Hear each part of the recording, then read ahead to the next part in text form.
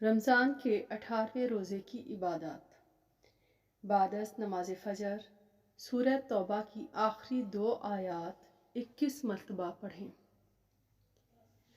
نماز ظہر کے بعد سورہ جمعہ کی آیت نمبر 4 40 مرتبہ پڑھیں۔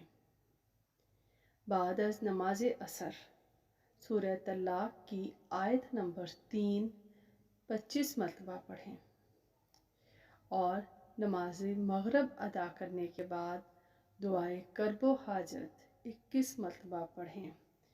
یا حیو یا قیوم برحمتک استغیث۔ اور عشاء کی نماز ادا کرنے کے بعد سورہ یاسین 1 مرتبہ پڑھیں۔ اس کے بعد دعائے جمیلہ 3 مرتبہ پڑھیں۔ خوب دل لگا کر عبادت کریں اور رمضان میں اپنی مغفرت کا سامان کریں۔